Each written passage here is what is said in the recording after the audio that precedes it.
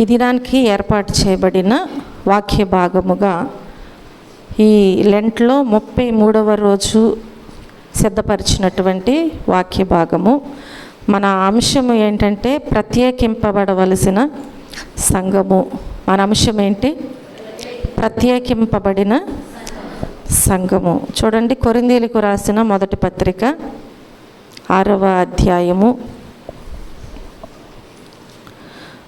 15వ వచనం నుంచి 17వ వచనం వరకు మనం ధ్యానం చేసుకుందాం. 6వ అధ్యాయము 15వ వచనం నుంచి 17వ వచన భాగం వరకు మనం ధ్యానం చేసుకుందాం. మీ దేహములు క్రీస్తునకు అవయవములై ఉన్నవని మీరు ఎరుగరా? నేను క్రీస్తు యొక్క అవయవములను తీసుకొని వేశ్య యొక్క అవయవములుగా చేయుదునా? అదెంత మాత్రమును తగదు. వేశ్యతో కలుసుకునివాడు దానితో ఏకదేహమై ఉన్నాడని మీరు ఎరుగరా? వారిద్దరూ ఏక శరీరమై ఉందురు అని మోషే చెప్పుచున్నాడు కదా. అటువలే ప్రభువుతో కలుసుకునివాడు ఆయనతో ఏకాత్మయ్య ఉన్నాడు. హల్లెలూయా. చూడండి, దేవుని వాక్యంలో మనం జ్ఞాపకం చేసుకున్నట్లయితే ఈ 15వ వచనం నుంచి మనం చూసినట్లయితే, మీ దేహములు క్రీస్తునకు అవయవములై ఉన్నవని మీరు ఎరుగరా? నేను క్రీస్తు యొక్క అవయవములను తీసుకొని వేశ్య యొక్క అవయవములుగా చేయుదునా? అదెంత మాత్రమును తగదు అని దేవుని వాక్యం సెలవిస్తుంది. మన దేహములు క్రీస్తునకు అవయవములై ఉన్నవని మనం జ్ఞాపకం చేసుకోవాలి. రెండవదిగా మనం చూస్తే, క్రీస్తు యొక్క అవయవములను తీసుకుని వేశ్య యొక్క అవయవములుగా చేయుదునా అని క్వశ్చన్ చేస్తున్నారు ఇక్కడ దేవుని వాక్యంలో. ఎందుకని అంటే, మన ప్రభువు మన దేహమును అంటే ఈ దేహములో ఉన్నటువంటి ప్రతి అవయవాన్ని కూడా ఆయన అవయవములై ఉన్నవని తెలియజేస్తున్నారు. ప్రభువు మనకిచ్చినటువంటి ఈ దేహములో ఉన్న అవయవాలను తీసుకుని వెళ్ళి ఏం చేయకూడదంట? వేశ్య యొక్క అవయవములుగా చేయుదునా అంటే, దేవుడు ఒకసారి మనలను ప్రేమించి ఆయన స్వరూపములో మనల్ని దేవుడు సృష్టించారు. ఆయన స్వరూపమందు ఆయన పోలికలో చేయబడినటువంటి మనము ఈ దేహము మనది కాదని గుర్తించాలి. ఆ తరువాత ఈ దేహములో ఉన్న వాటిని వేశ్య యొక్క అవయవములుగా నేను చేయుదునా అని ఎందుకంటున్నారు అంటే, ఒకవేళ దేవుని అవయవాలుగా దేవుని యొక్క దేహముగా ఏర్చబడినటువంటి మనము ఈ అవయవాలను పాడు చేస్తే ఇప్పుడు వీటిని తీసుకుని వెళ్ళి నేను వేరొక వారితో కలపలేను కదా అంటున్నారు. ఎందుకంటే మన దేవుడు పరిశుద్ధుడైన దేవుడు కాబట్టి పరిశుద్ధుడికిను అపరిశుద్ధుడికి చాలా వ్యత్యాసం ఉంది. కనుక దేవుడు ఏమంటున్నారంటే, ఈ శ్రేష్టమైన అలాగే ఈ పరిశుద్ధమైనటువంటి ఈ అవయవాలను తీసుకుని వెళ్ళి మరలా నేను వేశ్య యొక్క అవయవములుగా చేయుదునా? ఒకసారి ఒక శిశువు తల్లి గర్భములో ఒక రూపాన్ని ఏర్పరచుకున్న తరువాత, ఆ శిశువు పుట్టిన తరువాత మరలా దానిని మనం రూపాన్ని మార్పు చేర్పులు చేయటానికి అవకాశం ఉండదు. కాబట్టి దేవుడు కూడా ఏమంటున్నారంటే, ఈ దేహము నాది కాబట్టి ఈ నా పోలిక చేత మిమ్మల్ని సృష్టించాను కనుక మీరు నా మాట వినట్లేదని ఒకవేళ నేను తీసుకుని వెళ్ళి ఇప్పుడు ఆ వేశ్య యొక్క అవయవాలుగా నేను చేస్తానా? అదెంత మాత్రము కూడా తగదు అంటున్నారు. అలాగే వేశ్యతో కలుసుకొని వాడు దానితో ఏకదేహమై ఉన్నాడని మీరు ఎరుగరా? అవును కదా. ఎవరితో సాంగత్యము చేస్తే వారితో ఏకమై ఉన్నారని దేవుని వాక్యము సెలవిస్తుంది. ఎవరితో అయితే సాంగత్యము చేస్తారో వారితో ఏమై ఉన్నారంట? ఏకదేహమై ఉన్నారని మీరు ఎరుగరా? వారిద్దరు కూడా ఇప్పుడు ఎలాంటి వారుగా ఉంటారంట? ఏక శరీరమై ఉందురు అని మోషే చెప్పుచున్నాడు కదా ధర్మశాస్త్రం ప్రకారముగా. కాబట్టి అటువలే ప్రభువుతో కలుసుకునేవాడు ఆయనతో ఏకాత్మయై ఉన్నాడు. ఎవరైతే వేశ్యతో స్నేహము చేస్తారో వారితో ఏకదేహమై ఉంటున్నారు, వారిద్దరూ ఏక శరీరమై ఉంటున్నారు కదా. అలాగే మీరు ఒక సంఘము, ఏ సంఘం ఇది? ప్రత్యేకింపబడవలసిన సంఘము. ఈ సంఘము ఎవరితో ఏకమై ఉండాలంట? దేవునితో ఏకమై ఉండాలి. కాబట్టి ప్రభువుతో కలుసుకున్నవాడు ఆయనతో ఇప్పుడు ఏకాత్మయై ఉన్నాడు. అంటే దేవునితో కలిసి ఉన్నప్పుడు ఒకే ఆత్మ, రెండు ఆత్మలుగా విభజింపబడవు అని దేవుడు మాట్లాడుచున్నారు. కాబట్టి ఇప్పుడు ఇక్కడ కూర్చున్నటువంటి మనమందరము కూడా మన తల్లిదండ్రులు వేరు, మన గోత్రాలు వేరు, అవునా? ఈ లోకములో మనకి శరీరానుసారముగా ఒక తల్లిదండ్రులు ఉన్నారు, వారి ద్వారాగా ఈ లోకానికి మనం వచ్చి ఉన్నాం. అలాగే ఈ లోకములో మన పితరుల దగ్గర నుంచి మనకు ఒక గోత్రాన్ని ఇస్తూ ఉన్నారు. ఇంటి పేర్లు ఎవరికి వారే వేరు కదా. ఈ లోకంలో మనం అందరం కూడా వేరు వేరు యొక్క గోత్రాలతో పిలువబడుచున్నటువంటి మనము ఇప్పుడు దేవునిలో ఎలా ఉండాలి అంటే ఏకాత్మయై ఉండాలంట. హల్లెలూయా. దేవుని దగ్గరకు వచ్చిన తర్వాత, దేవుని యొక్క సంఘముగా ఏర్పరచబడిన తరువాత ఈ వ్యత్యాసం అనేది దేవుని దగ్గర మనం కనుపరుచుకోవటానికి వీల్లేదు. నీది ఆ గోత్రం, నాది ఈ గోత్రం అనటానికి వీల్లేదు. ఎందుకని? మనందరము కూడా ఒక్క దేవుని యొక్క రక్తము చేత కడగబడి ఉన్నాం, ఒకే దేవుని యొక్క రక్తముతో మనము కొనబడి ఉన్నాం. అలాగే ఒక దేవుని యొక్క పిల్లలుగా మనము ఏర్పరచబడి ఉన్నాం. కాబట్టి ఆ దేవుని యొక్క దేహముతో, ఆయన యొక్క అవయవాలుగా, ఆయన యొక్క పోలికతో మనలను సృష్టించి ఉన్నారు. కనుక ఇప్పుడు మనం ఎవరి పిల్లలమై ఉన్నాము? దేవుని పిల్లలమై ఉన్నాం. హల్లెలూయా. కాబట్టి ఇప్పుడు మనమందరము కూడా అంటే దేవునితో ఏకాత్మగా జీవిస్తున్నాం. అందుకే దేవుడు అంటారు కదా, నా యందు మీరును మీ యందు నా మాటలు ఉన్న ఎడల మీకు ఏది ఇష్టమో అడగండి అంటున్నారు. హల్లెలూయా. ఇప్పుడు మన పిల్లలు మన దగ్గరకు వచ్చి వాళ్ళకి ఏది కావాలో అది అడుగుతారు. వాళ్ళకి ఏది కావాలో అది ఎవరిని అడుగుతారు? తల్లిదండ్రుల్ని. చూడండి, మనకు వేరైపోయి వెళ్ళిపోయిన తర్వాత నాకు అది కావాలి ఇది కావాలంటే ఎవరైనా ఇస్తారా? ఎవరు కదా. అట్లాగే దేవుడు కూడా ఏమంటున్నారు అంటే, నా యందు మీరును మీ యందు నా మాటలు ఉన్న ఎడల మీకు ఏది ఇష్టమో అడగండి, నేను అవన్నీ మీకు అనుగ్రహిస్తాను అంటున్నారు. హల్లెలూయా. కాబట్టి ప్రియమైన దేవుని బిడ్డలారా, ఈరోజు దేవుడు మనతో ఏం మాట్లాడుచున్నారు అంటే, కొరింథీ సంఘము వలె మన సంఘము కూడా ఎలా ఉండాలంట? ప్రత్యేకింపబడవలసిన సంఘముగా ఉండాలి. ఎలా ఉండాలి? ప్రత్యేకింపబడవలసిన సంఘముగా మన సంఘము కూడా ఉండాలని మనం ఆశపడినట్లయితే తప్పకుండా మనమందరం ఏకాత్మగా ఉండి ప్రత్యేకించబడుతూ ఉంటాం. దేనితో? కొన్ని విషయాలు నేను మీకు తెలియచేస్తాను. ఏ విషయాలలో మనము ప్రత్యేకించబడాలి, ఏ విషయాలలో మనము ప్రత్యేకించబడాలి అనేది కొన్ని విషయాలు నేను మీకు తెలియచేస్తాను. చూడండి, మొదటగా మనం జ్ఞాపకం చేసుకున్నట్లయితే ప్రత్యేకమైనటువంటి దేవుడు అని దేవుని వాక్యము సెలవిస్తుంది. మన దేవుడు ఏ దేవుడై ఉన్నారు?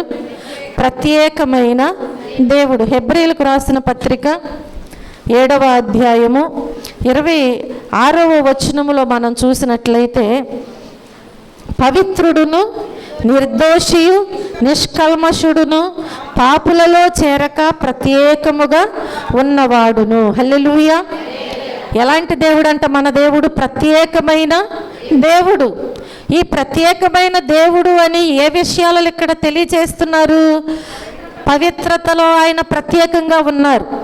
అలాగే నిర్దోషత్వములో ఆయన ప్రత్యేకంగా ఉన్నారు. అలాగే నిష్కల్మషుడును అంటే ఏ కల్మషము.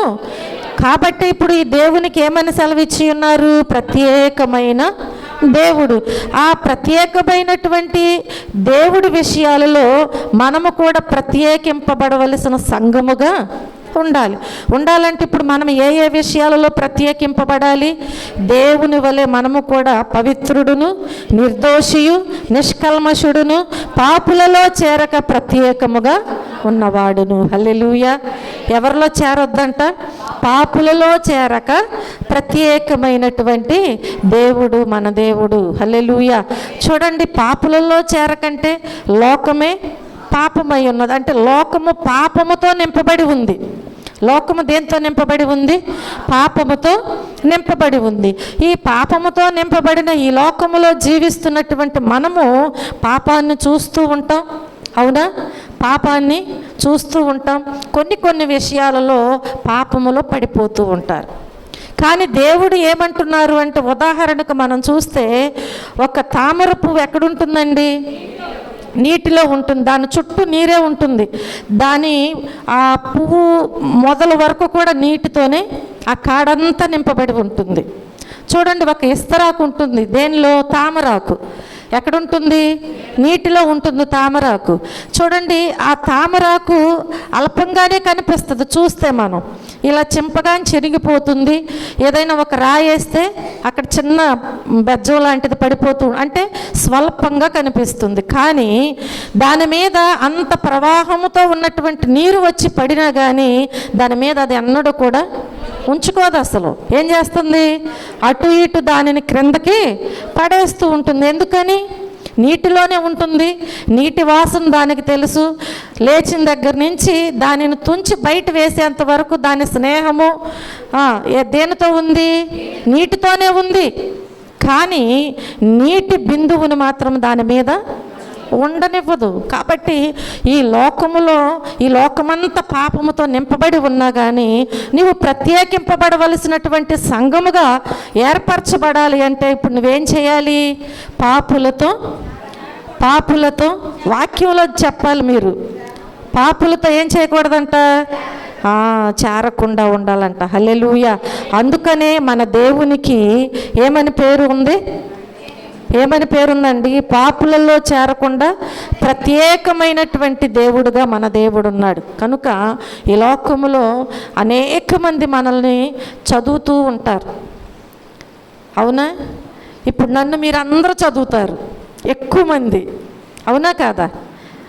సామెత ఉంది కదా, 1 వేలు ఎవరికైనా చూపిస్తే 4 వేళ్ళు మన వైపే చూపిస్తాయని. కాబట్టి ఈ లోకంలో దేవుని బిడ్డగా ఏర్పరచబడిన తరువాత దేవునిలో సాగుచున్నప్పుడు అంతకుముందు ఏముండదు. నువ్వు దొంగతనం చేసినా పట్టించుకోరు, వ్యభిచారం చేసినా పట్టించుకోరు, గొడవలకు వెళ్ళినా పట్టించుకోరు, ఏ పని చేసినా పట్టించుకోరు. వీడితో ఏంటిలేండి, వీడు పలానా వాడు కదా అనుకుంటారు. కానీ ప్రత్యేకించబడిన తర్వాత ప్రతి ఒక్కరు చదువుతూనే ఉంటారు. ఏ విషయాలలో? ఏం చేస్తారండి? ఒక చిన్న విషయంలోనైనా ఒకటే మాట అంటారు, ప్రత్యేకించబడింది కదా, ఏం మార్పు వచ్చింది? అవునా కాదా? చదువుతూ ఉంటారు ప్రతి విషయంలో. అది ఎక్కడ స్టార్ట్ అవుతుందంటే మన ఇంట్లోనే స్టార్ట్ అవుతుంది. భర్త దగ్గర నుంచో, పిల్లల దగ్గర నుంచో, అత్తమామల దగ్గర నుంచో కదా, పెద్దవారి దగ్గర నుంచో, ఇరుగు పొరుగు వారు, ఇలా మనం చూస్తే మన ఇంట్లోనే స్టార్ట్ అవుతుంది అది చదవటం అనేది. కాబట్టి ప్రియమైన దేవుని బిడ్డలారా, మన దేవుడు ఓర్పుతో, సహనముతో, ప్రేమతో లోకాన్ని జయించి ఉన్నారు. హల్లెలూయా. కాబట్టి ఈరోజు మన దేవుడు మనకు నేర్పించేది ఏంటంటే, ఆయనతో మనము ఏకాత్మగా ఉంటున్నాము. కాబట్టి ఈ ఏకాత్మగా ఉంటున్నటువంటి మనము దేవుని పోలి నడుచుకోవాలి. అలా నడుచుకోవాలంటే ఇప్పుడు మనం కూడా ఎలా ఉండాలి? ప్రత్యేకమైనటువంటి సంఘముగా ఉండాలి. హల్లెలూయా. చూడండి, మొట్టమొదట యేసు ప్రభు వారు ప్రత్యేకించబడిన వారు. అలాగే ఆయన బిడ్డలుగా మనం కూడా ఏం చేయాలి? ఈ పాపుల మధ్యలో మనము ప్రత్యేకమైన వారిగా జీవించాలి. అదే మన దేవుడు కోరుకునేది. రెండవదిగా మనం చూస్తే ప్రత్యేకమైన వ్యక్తులు. మొదటిది ఏంటిది? ప్రత్యేకమైన దేవుడు. రెండవది ప్రత్యేకమైన వ్యక్తులు. చూడండి, సంఖ్యాకాండములో మనం జ్ఞాపకం చేసుకున్నట్లయితే, సంఖ్యాకాండము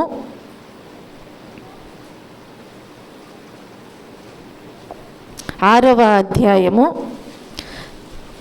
12వ వచనములో చూస్తే, మరియు తాను ప్రత్యేకముగా ఉండు దినములను మరలా యెహోవాకు తన్ను ప్రత్యేకించుకొని అపరాధ పరిహారార్థ బలిగా ఏడాది గొర్రె పిల్లను తీసుకొని రావలెను. హల్లెలూయా. చూడండి, ఇక్కడ ప్రత్యేకమైనటువంటి వ్యక్తుల గురించి మనకి తెలియజేయబడుచు ఉంటుంది. ఎవరైతే ప్రత్యేకముగా ఉంటారో, ప్రత్యేకముగా ఉండు దినములనంట మరలా యెహోవాకి ఏం చేయాలంట? తన్ను ప్రత్యేకించుకోవాలంట. ప్రత్యేకమైనటువంటి దినాలలో ఎవరైతే ఆ ప్రత్యేకించబడినటువంటి దినములను పాటిస్తూ ఉంటారో, ఆ దినములలోనంట ఎవరైతే దానిని పాటించాలని అనుకుంటారో వారు కూడా మరలా ఏం చేయాలి? యెహోవాకు తన్ను తాను ప్రత్యేకించుకోవాలి. అంటే పరిశీలన చేసుకోవాలి. నేను దేవుని దగ్గరకు వస్తున్నాను కదా, ఇది ప్రత్యేకమైనటువంటి దినము. ఈ ప్రత్యేకమైనటువంటి దినాలలో నేను ప్రత్యేకించబడాలి కదా. ప్రత్యేకముగా ఉన్నటువంటి ఈ దినాలలో నేను ప్రత్యేకించబడాలి అంటే నాలో ఏ అపరాధం ఉంది? ఇవి మనం తెలుసుకోవాలి. తెలుసుకుని మనలో ఉన్నటువంటి అపరాధముల విషయంలో, ఒకవేళ ఆనాడైతే ఏం చేశారు? అపరాధ పరిహారార్థ బలిగా ఏడాది గొర్రెపిల్లను తీసుకుని రావాలి అంటున్నారు ఆ మోషే ధర్మశాస్త్రం ప్రకారం. కానీ ఈరోజు అలాంటిది కుదరదు. ఈ ప్రత్యేకమైన దినాలని చెప్పి నీవు కూడా ఈ ప్రత్యేకమైన దినాలను ఆచరించాలని నీవు వచ్చేటప్పుడు ఏడాది గొర్రె పిల్లో, లేదంటే ఒక కోడి పిల్లను, ఒక పావురాన్నో ఏదో ఒకటి నీకున్నటువంటి దానిని తీసుకొచ్చి బలిస్తే నువ్వు ప్రత్యేకించబడవు. వాటి ద్వారాగా మనకు రక్షణ లేదని చెప్పి మన దేవుడు ఏం చేశాడు? మనందరి నిమిత్తము ఆయనే బలిగా మార్చబడి ఉన్నారు. ఆయన బలి అయి ఉన్నారు కాబట్టి మనం బలులు ఇవ్వనవసరం లేదు. కానీ మనం ఏం చేయాలి? మనలను మనము ప్రత్యేకించుకోవాలి. ఏం చేయాలి? మనలను మనము ప్రత్యేకించుకోవాలంటే ప్రత్యేకమైన వ్యక్తులుగా మనం ఉండాలి. హల్లెలూయా. దేవునిలోనికి వచ్చిన తరువాత ప్రత్యేకింపబడవలసిన సంఘముగా నీవు ఉండాలని ఆశపడినట్లయితే నిన్ను నీవు ప్రత్యేకించుకో. ఈ ప్రత్యేకమైన దినాలలో దేవునితో సహవాసం చేస్తున్నటువంటి నీవు ఏం చేయాలి? నిన్ను నీవు ప్రత్యేకించుకోవాల్సిందే తప్పకుండా. అలా కాకుండా ఒకవేళ మన అపరాధాలను మనకు తెలిసి కూడా అలాగే పెట్టుకొని ఈ ప్రత్యేకమైన దినాలలో మనం ప్రత్యేకించబడకుండా కొనసాగినట్లయితే అది ఎల్లప్పుడూ కొనసాగినట్లుగానే ఉంటుంది. ఏం చెప్తారు పద్దాక? రోలర్ ఏమవుతుందంటే 1 కిలోమీటర్ ముందుకెళ్ళి మళ్ళీ వెనక్కి వస్తుంది. అది ముందుకు వెళ్ళదు అసలు. దాని యొక్క డ్యూటీ ఏంటి? ఆ రోడ్డుని సదును చేయాలి. కాబట్టి అది ముందుకి వెనక్కి వెళుతుంది కానీ గమ్యస్థానానికి వెళ్ళదు. కనుక ప్రియమైన దేవుని బిడ్డలారా, అలా మనం ఉండటానికి వీల్లేదంట. దేవునిలో కొనసాగాలి, ప్రత్యేకించబడవలసినటువంటి స్థితి నాకు కావాలి అని అనుకుంటే ఏ వ్యక్తి అయినా సరే ఏం చేయాలి? ఇప్పుడు వారి జీవితంలో వారు ప్రత్యేకించబడాలి. అంటే నాజీరు చేయబడిన వారుగా జీవించాలి. హల్లెలూయా. ఎలా జీవించాలి? నాజీరు చేయవలసినటువంటి వారిగా జీవించాలి. చూడండి, సంఖ్యాకాండములోనే 13వ అధ్యాయము, సంఖ్యాకాండములో 13వ అధ్యాయము 5వ వచనములో మనం చూస్తే,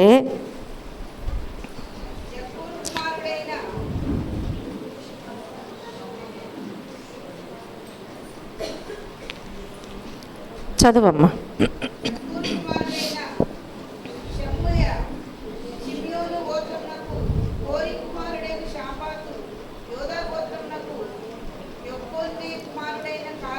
ఇక్కడ చూస్తే ఈ కొన్ని గోత్రాలు మనకు కనిపిస్తూ ఉంటుంది.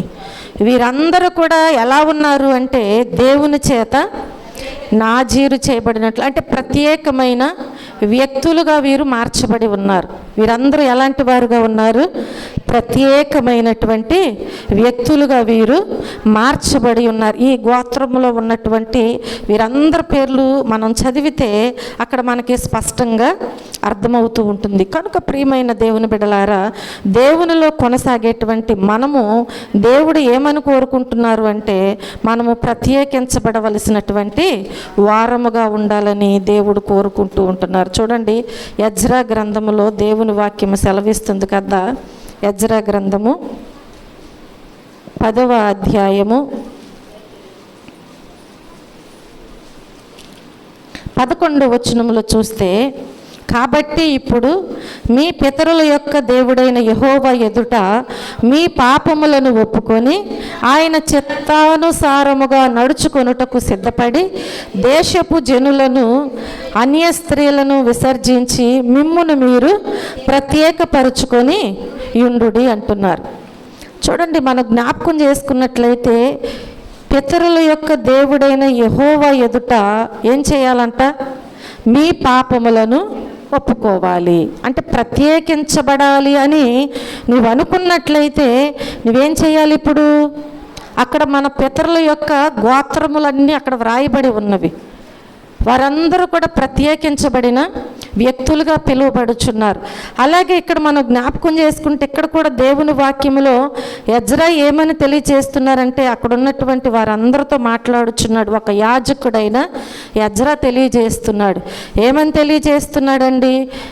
మీ పితరుల యొక్క దేవుడైన యెహోవా ఎదుట మీ పాపమును ఒప్పుకొని ఆయన చిత్తానుసారముగా నడవటానికి సిద్ధపడాలి అంటున్నాడు.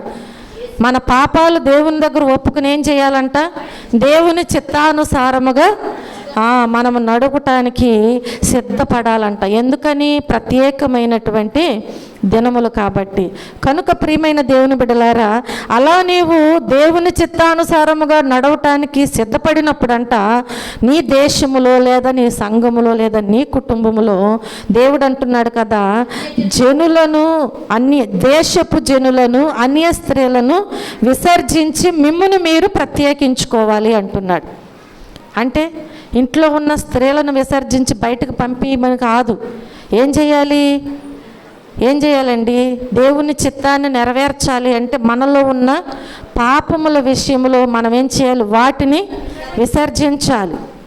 దేవునికి వ్యతిరేకమైనది ఏదైనా సరే దానిని ఏం చేయాలి? మనము తీసివేసుకోవాలి. తీసివేసుకుని దేవుని ఎదుట మనము ప్రత్యేకపరుచుకుని ఉండాలి. కాబట్టి ప్రత్యేకమైనటువంటి వ్యక్తులుగా మనము జీవించాలని దేవుడు కోరుకుంటూ ఉంటున్నారు. అందుకనే మనం చూస్తే సంసోనును మనం జ్ఞాపకం చేసుకుంటే సంసోను ప్రత్యేకించబడ్డా లేదా? ప్రత్యేకించబడి ఉన్నాడు. సంసోను ప్రత్యేకించబడి ఉన్నాడు. తల్లి గర్భములో ఉండగానే ఆయన ఏమయ్యారు? నాజీరు చేయబడినట్లుగా చూస్తున్నాం 13వ అధ్యాయంలో. ఎక్కడండి? Very good. న్యాయాధిపతులు 13వ అధ్యాయము 6-7 వచనాల్లో చూస్తే ఆ స్త్రీ తన పెనిమిటి యొద్దకు వచ్చి, దైవజనుడొకడు నా యొద్దకు వచ్చెను, అతని రూపము దేవదూత రూపమును పోలినదై మిక్కిలి భీకరముగా ఉండెను. అతడు ఎక్కడి నుండి వచ్చెనో నేను అడగలేదు. అతడు తన పేరు నాతో చెప్పలేదు. కానీ ఆలకించుము, నీవు గర్భవతివై కుమారుని కందువు. కాబట్టి నీవు ద్రాక్షారసమునే గాని మద్యమునే గాని త్రాగకుండుము, అపవిత్రమైన దేనినైనను తినకుండుము. ఆ బిడ్డ గర్భమున పుట్టినది మొదలుకొని చనిపోవు వరకు దేవునికి నాజీరు చేయబడిన వాడై ఉండునని నాతో. చూడండి, ఈ భర్త లేడంట, కానీ భార్య అక్కడ ఉంది. దేవుడు వచ్చి చక్కగా మాట్లాడివన్నీ కూడా యెహోవా దూత వచ్చి మాట్లాడి చెప్పిందంట. అంటే ఇప్పుడు ఈయన ఎలాంటి వ్యక్తిగా ఉన్నాడు? సంసోను ప్రత్యేకమైనటువంటి వ్యక్తిగా కనిపిస్తున్నాడు. ఎప్పటి నుంచి అంటే తల్లి గర్భములో ఉండగానే. అర్థమవుతుంది కదా?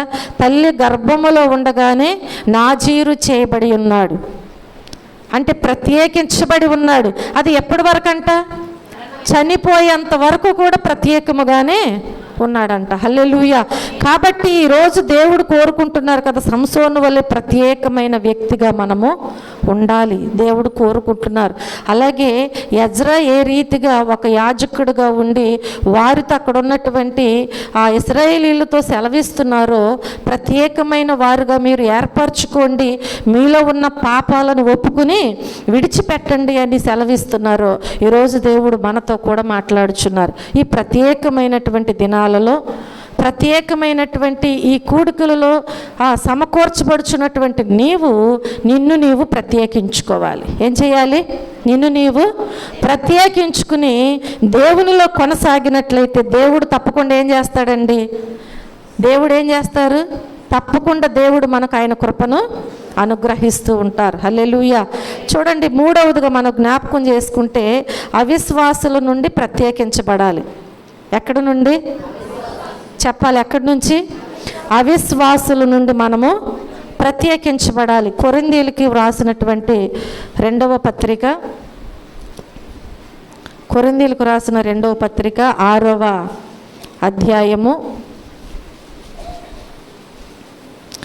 14వ వచనం నుంచి 18వ వచనం వరకు మనం చూస్తే, మీరు అవిశ్వాసులతో జోడుగా ఉండకుడి, నీతికి దుర్నీతితో ఏమి సాంగత్యము, వెలుగునకు చీకటితో ఏమి పొత్తు. అందరూ శ్రద్ధగా వినండి దేవుని వాక్యాన్ని. మీరు అవిశ్వాసులతో జోడుగా ఉండకుడి, నీతికి దుర్నీతితో ఏమి సాంగత్యము, వెలుగునకు చీకటితో ఏమి పొత్తు, క్రీస్తునకు బెలియాలుతో ఏమి సంబంధము, అవిశ్వాసితో విశ్వాసికి పాలెక్కడిది, దేవుని ఆలయమునకు విగ్రహములతో ఏమి పొందిక, మనము జీవము గల దేవుని ఆలయమై ఉన్నాము. అందుకు దేవుడు ఇలాగూ సెలవిచ్చుచున్నాడు, నేను వారిలో నివసించి సంచరింతును, నేను వారి దేవుడునై యుందును, వారు నా ప్రజలై యుందురు. కావున మీరు వారి మధ్య నుండి బయలు వెడలి ప్రత్యేకముగా ఉండుడి, అపవిత్రమైన దానిని ముట్టకూడని ప్రభు చెప్పుచున్నాడు. మరియు నేను మిమ్మల్ని చేర్చుకొందును, మీకు తండ్రినై యుందును, మీరు నాకు కుమారులను కుమార్తెలునై యుందురు అని సర్వశక్తి గల ప్రభువు చెప్పుచున్నారు. అర్థమైంది కదా? మనం ఏం చేయకూడదంట? అవిశ్వాసుల నుండి ప్రత్యేకించబడాలి అని దేవుని వాక్యం మనకు సెలవిచ్చింది. అవిశ్వాసుల నుండి మనం ప్రత్యేకించబడాలి అంటే దేవుడు ఏమంటున్నారంటే, మీరు అవిశ్వాసులతో జోడుగా ఉండొద్దు అంటున్నారు. ఒకవేళ దేవుణ్ణి కలిగి కూడా అవిశ్వాసులుగా మారేవాళ్ళు చాలామంది ఉన్నారు. అవునా? ఉన్నారా? లేరండి? మీరు లేరులే, బైబిల్లో ఉన్నారు. ఎవరున్నారు చెప్పాలి? ప్రతిరోజు యేసుప్రభు వారు ఆ మార్గము గుండా వెళ్ళుచూ వస్తూ ఉన్నప్పుడు వాళ్ళ ఇంట్లో బస చేసేవారు. ఎవరు? ఏ కుటుంబం అది? మరియా, మార్తా, లాజరు యొక్క కుటుంబం. ఎంత చెబితే మీరు ఆన్సర్ రాస్తారనమాట. అవునా? చూడండి ప్రియమైన దేవుని బిడ్డలారా, మనం జ్ఞాపకం చేసుకుంటే యేసుప్రభు వారు ఎప్పుడు వాళ్ళ ఇంటికి వెళ్తున్నారు? లాజరుతో చక్కగా స్నేహంగా ఉంటున్నారంట, ఒక స్నేహితుడిగా ఉంటున్నారంట. వాళ్ళ ఇంట్లో ఉండి చక్కగా వారికి బోధిస్తూ ఉంటున్నారు. వారు పెట్టే చక్కటి భోజనాన్ని ఆయన తీసుకుంటూ ఉంటున్నారు. అంత మంచిగా వారితో ఉంటే వారికి కూడా విశ్వాసం వచ్చింది. లాజరు చనిపోయినప్పుడు యేసుప్రభు వారు రాగానే ఏమంటున్నారు? అయ్యా, మేము చెప్పగానే వచ్చినట్లయితే నా తమ్ముడు చనిపోయేవాడు కాదు కదా అన్నారు. అంటే దేవుడు చనిపోయిన వారిని బ్రతికించారని వారికి తెలియదా? లాజరు కంటే ముందు దేవుడు బ్రతికించిన వారు లేరంటే ఉన్నారు. పాడిన ముట్టగానే లేచి కూర్చున్నారు. చూడండి, చనిపోయిన వారిని దేవుడు బ్రతికించాడు లాజరు కంటే ముందే. కానీ వారిలో దేవుణ్ణి వెంబడించేవారే, దేవుణ్ణి తెలుసుకున్నవారే. కానీ వారిలో ఏమొచ్చింది? అవిశ్వాసం వచ్చింది. అంటే దేవుణ్ణి తెలుసుకున్న, ప్రత్యేకించబడిన దినాలలో ప్రత్యేకముగా దేవుని సన్నిధిలో కొనసాగుతూ ఉన్న, దేవుని కార్యాలు చూస్తూ పొందుకుంటూ ఉన్నా కదా, రక్షించబడిన కానీ కొందరిలో ఏముంటుందంట? అవిశ్వాసం తప్పకుండా ఉంటుందంట. అలాంటి వారితో మీరు ఎలా ఏం చేయకూడదంట? జోడుగా ఉండొద్దు. విశ్వాసి ఇంకొక అమ్మాయికి ఈ విశ్వాసాన్ని పంచటము కష్టం. ఒక అవిశ్వాసి అవిశ్వాసాన్ని పంచటం చాలా తేలికంట. అర్థమవుతుందా? ప్రియమైన దేవుని బిడ్డలారా, మంచి సంపాదించుకోవటం చాలా కష్టపడాలి. అలాగే మంచిని పోగొట్టుకోవాలంటే ఏదైనా చిన్న పొరపాటు చాలు. ఇప్పుడు వరకు ఉన్న మంచి అంతా ఏమైపోతుంది? ఒక క్షణములో కనురెప్ప పాటలోది మాయమైపోతుంది. కాబట్టి దేవుడు అందుకే అంటున్నారు కదా, మీరు అవిశ్వాసులతో జోడుగా ఉండొద్దు. ఒకవేళ ఉన్నారు అంటే వారిలో ఉన్న అవిశ్వాసం అంతా నీకేం చేస్తారు? నూతిలో నీళ్లు తోడి పోసినట్లుగా పోసేస్తూ ఉంటారు నీ చెవుల్లోకి. అది నీ హృదయంలోకి వెళుతుంది. నిజమేనేమో కదా అనిపిస్తుంది. ఇంకంతే. అవునా? అవేమందండి? అవేమంది? దేవుడు చెప్పాడు, ఈ పండు తిన్న దినాన మీరు చచ్చిపోతారని చెప్పాడు దేవుడు. ఇది తినకూడదని తెలుసు, తింటే చస్తారని కూడా తెలుసు. కానీ అపవాదం వచ్చి ఏం చేసింది? ఈమె చెవులో ఒక చిన్న మాట అంది, ఇది నిజమా అంది. అవునా? అదే కదా అన్నది, ఇది నిజమా అంది. ఇంకంతే, ఆ మాటకు పడిపోయింది. ఆమె అవిశ్వాసంలోనికి వెళ్ళటమే కాకుండా మరలా కొన్ని తీసుకొచ్చి ఏం చేసిందంట, తన అంటే ఆ అవిశ్వాసి వచ్చి ఆ అవిశ్వాసాన్ని నీకు పోస్తాడు, నువ్వు వెళ్ళి ఏం చేస్తావు, ఇంకొకరు వెళ్ళి ఇంకొకరికి, ఇట్లా మొత్తం అవిశ్వాసులుగా మారిపోతారు. కాబట్టి దేవుడు కోరుకుంటున్నది ఎందుకంటే ఇలాంటి అవిశ్వాసులు ఉంటారు కనుక వారితో మీరు జోడుగా ఉండొద్దు. ఉన్నారు అంటే మీరు కూడా అవిశ్వాసులు అయిపోతారు. ఏం ప్రార్థన చేసినా కానీ, ఎన్ని రోజులు వెళ్ళినా కానీ నాకేం జరిగింది అనేది ఒక్క మాట వస్తే చాలు, నీలోకి అవిశ్వాసం వచ్చినట్లే, అపవాది నిన్ను శోధించినట్లే, అపవాది యొక్క ఉరిలో నీవు పడిపోయినట్లే. కాబట్టి ప్రియమైన దేవుని బిడ్డలారా, దేవుడు కోరుకునేది ఏంటంటే మీరు అవిశ్వాసులతో జోడుగా ఉండకూడి. నీతికి దుర్నీతితో ఏమి సాంగత్యము? రెండిటికి పొత్తు లేదు కదా, లేదు అసలు. నీతి వేరు, దుర్నీతి వేరు. దానిని ఒక కొలమానంతో కొలవటానికి అసలు ఏమాత్రము కూడా సరిపోదు.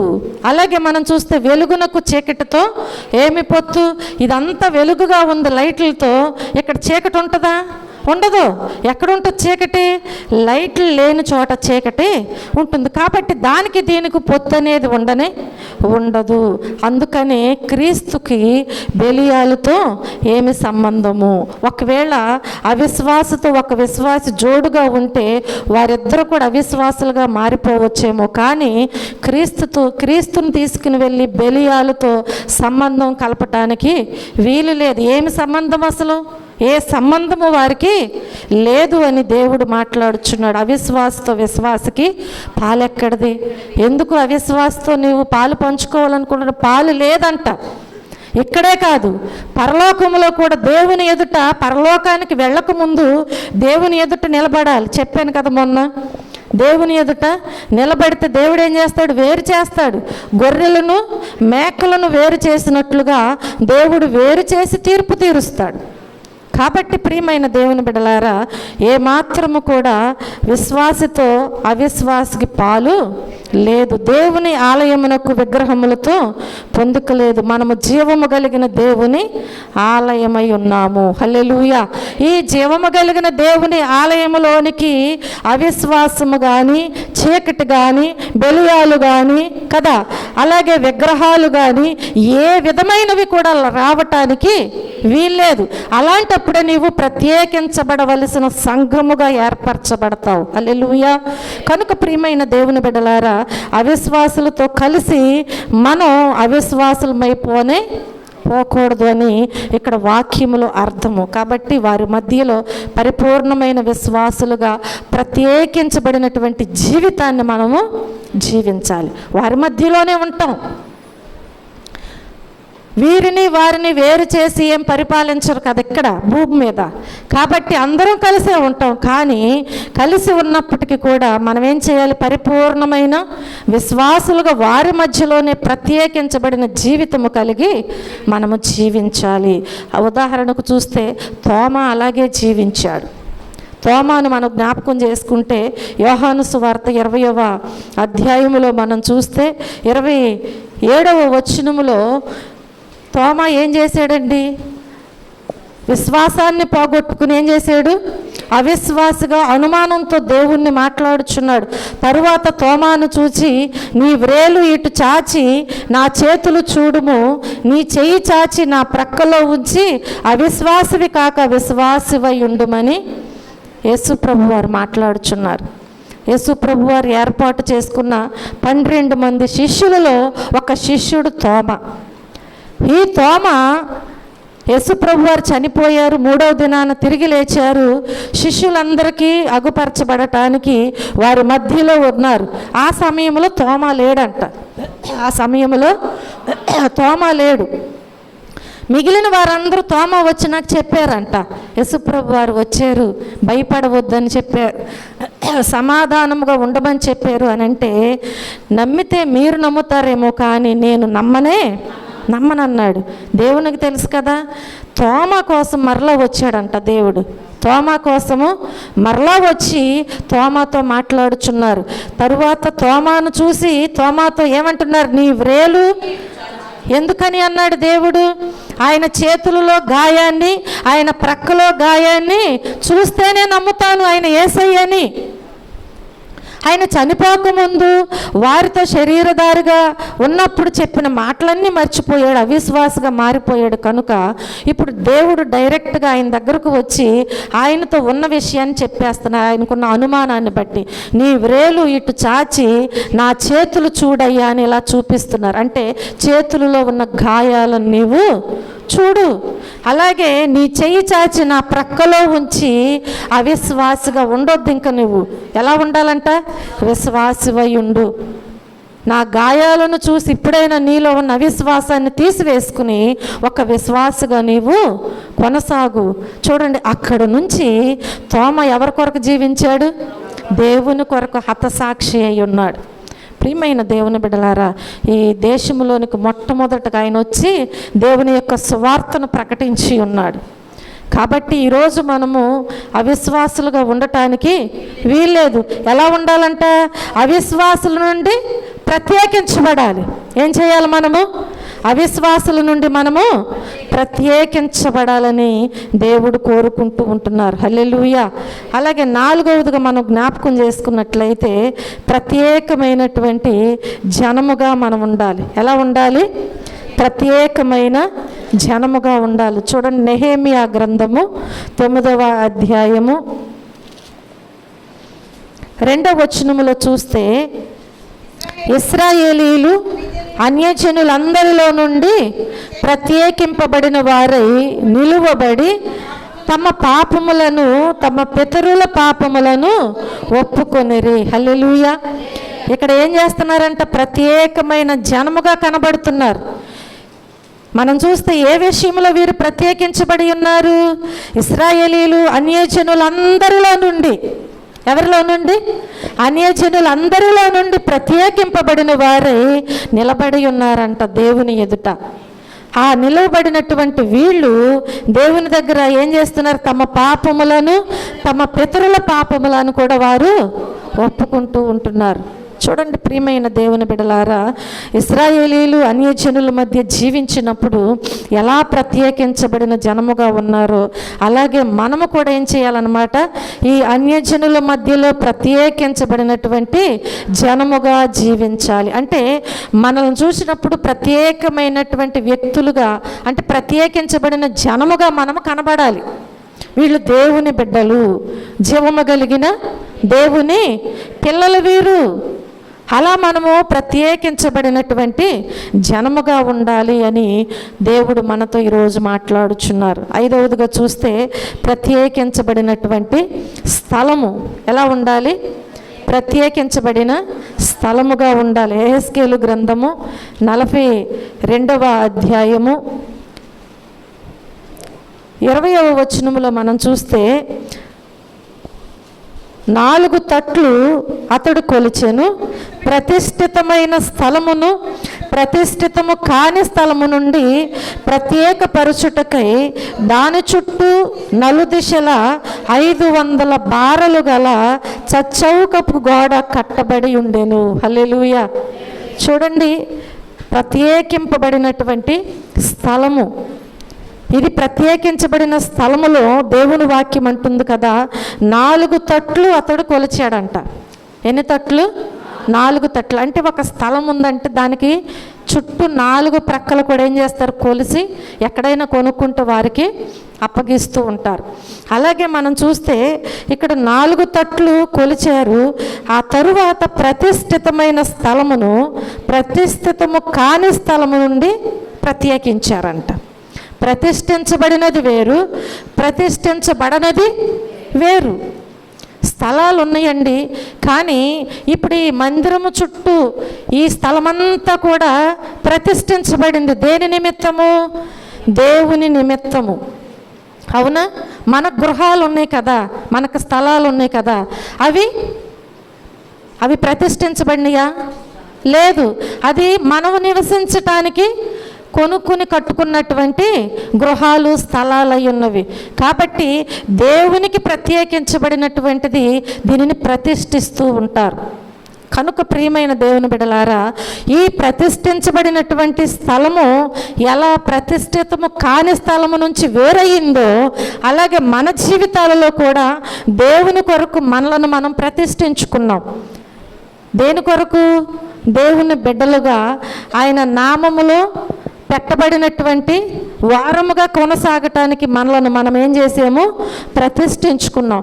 కాబట్టి ప్రతిష్ఠించబడినటువంటి వారి నుంచి మనం ఏమవ్వాలి? ఇప్పుడు వేరవ్వాలి.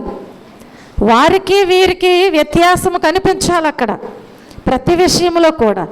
కాబట్టి అందుకే దేవుని వాక్యం అంటుంది, ప్రతిష్ఠితమైన స్థలమును ప్రతిష్ఠితము కాని స్థలము నుండి ప్రత్యేకించుటకై దాని చుట్టూ నలుదిశల 500 బారలు గల చచ్చౌకపు గోడ కట్టబడి ఉన్నది. హల్లెలూయా.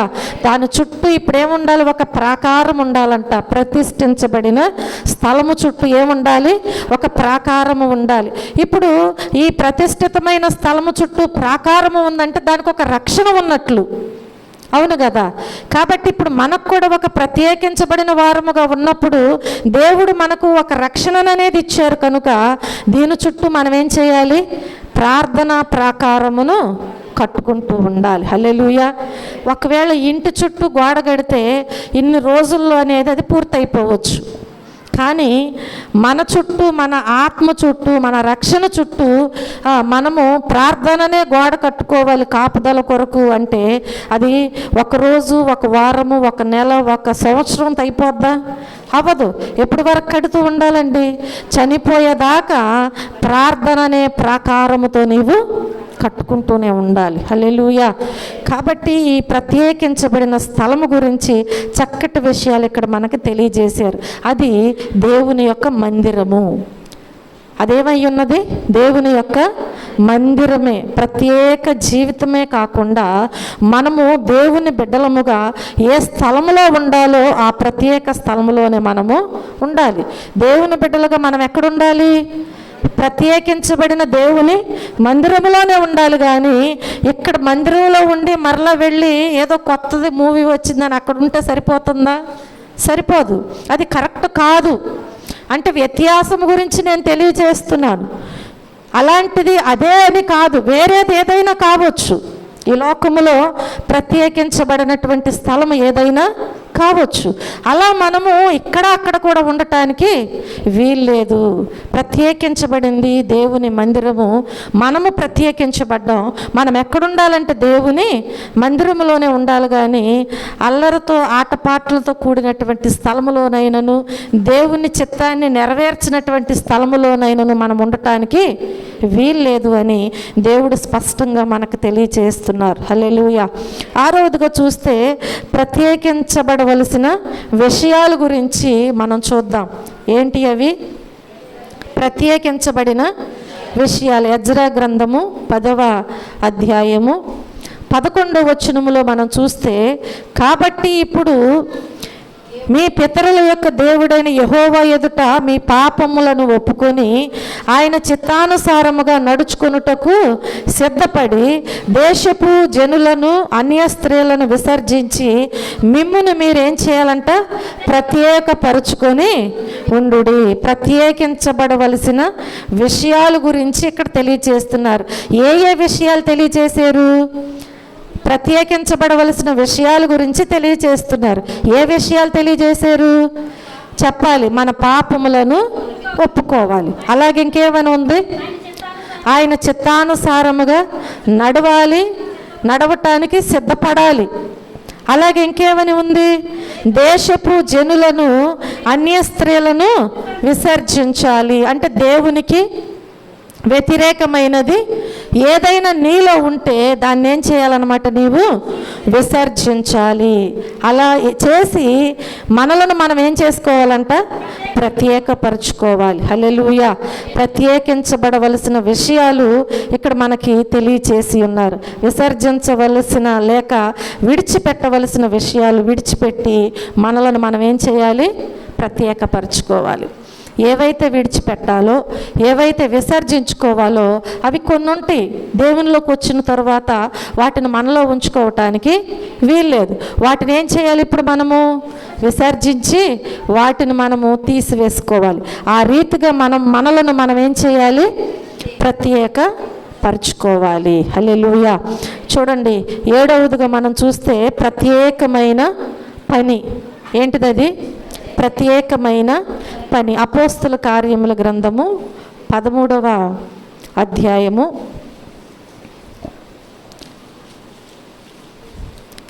21వ వచనములో చూస్తే, ఆ తరువాత వారు రాజు కావలనని కోరగా దేవుడు బెన్యామీను గోత్రీయుడును కీషు కుమారుడునైన సౌలును వారికి 40 ఏండ్ల వరకు దయచేసి ఉన్నాడు. అర్థమైంది కదా? ప్రత్యేకమైన పని అన్నమాట. అంటే ప్రత్యేకమైన పనులు ఉంటాయి, ప్రత్యేకమైనటువంటి వ్యక్తులుగాను ఉండాలి, ప్రత్యేకమైనటువంటి విశ్వాసులుగా ఉండాలి, జనముగా ఉండాలి, స్థలముగా ఉండాలి. చాలా విషయాలు తెలియచేస్తున్నారు. కాబట్టి ఈ విషయాలలో ప్రత్యేకమైన పని కూడా దేవుడు కొంతమందికి అప్పగిస్తూ ఉంటారు. ఈ ప్రత్యేకమైన పని ఏంటి అంటే, దేవుని సన్నిధిలో మనం జ్ఞాపకం చేసుకుంటే అక్కడ ఉన్నటువంటి వారందరూ కూడా, ఇశ్రాయేలు ప్రజలందరూ కూడా రాజు కావాలని కోరుకుంటున్నారంట. ఎవరు కావాలని? అంతకుముందు ఎవరున్నారు? న్యాయాధిపతులు ఉన్నారు. రాజు కావాలని కోరుకున్నప్పుడు ఇప్పుడు ఎవరిలో నుంచి రాజును తీసుకొస్తారు? దేవుని కలిగినటువంటి గోత్రంలో నుంచి తీసుకుని రావాలి. కాబట్టి ఇక్కడ మనం చూస్తే దేవుడంట బెన్యామీను గోత్రీయుడగు కీషు కుమారుడునైన సౌలునంట వారికి రాజుగా అప్పగించారంట. ఎన్ని సంవత్సరాలండి? 40 ఏండ్ల వరకు దేవుడు ఈ సౌలును రాజుగా అక్కడ ఉన్నటువంటి వారికి అప్పగించినట్లుగా. అంటే ఇది ప్రత్యేకమైన పని. ఎవరు చేశారు ఈ పని? దేవుడు చేశారు. ఎవరు చేశారు? దేవుడు చేశారు. అదే మనుషులు చేయాలంటే ఏం చేస్తారు? ఓట్లు ఉంటాయి. అది కూడా మనకు తెలుసు కదా.